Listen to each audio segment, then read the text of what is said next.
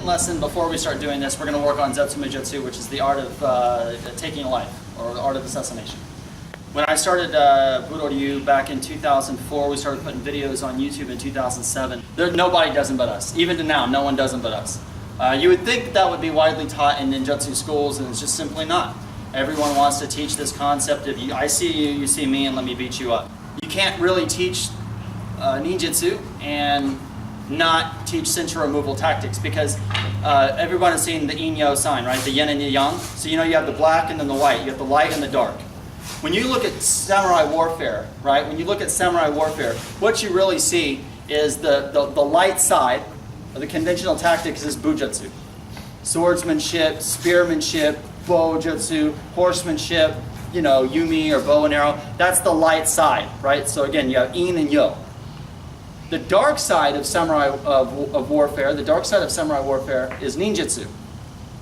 It's in the shadows, it's concealment, it's espionage, it's guerrilla warfare, you see what I mean? It's spying.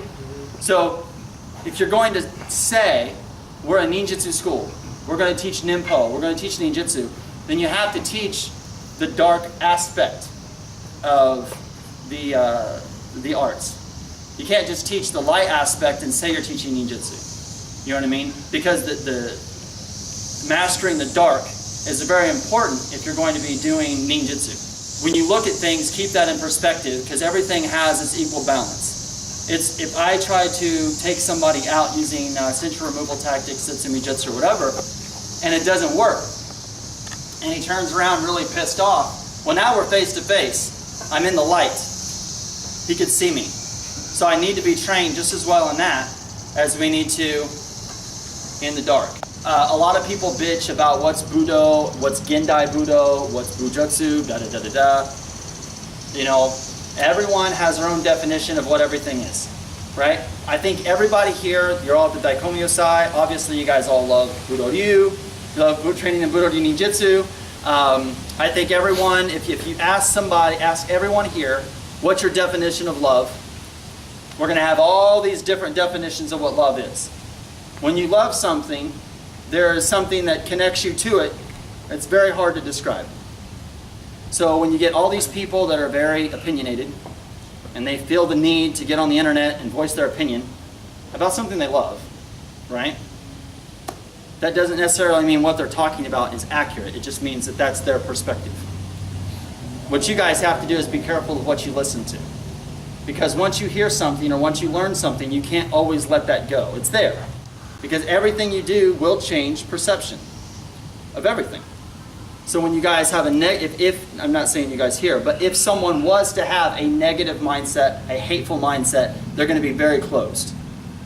As a martial artist, someone who practices Budo. Budo means the way of the warrior, okay? So, because Bu is warrior, Do the way. What we train to be ultimately is very efficient in everything that we do. Whatever it is that you do, we train to be efficient.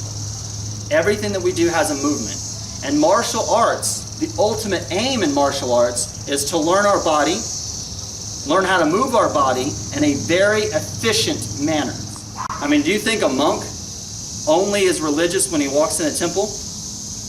Do you guys think a preacher is only religious when they go to church?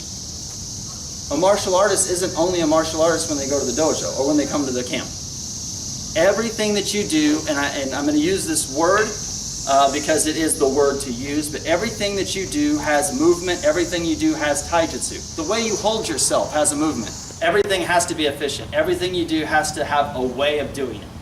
So when you guys are washing dishes, when you're cleaning house, when you're doing your laundry, think, how can I do this the most efficient way possible? That ultimately is the start of mentality for Budo. Be efficient.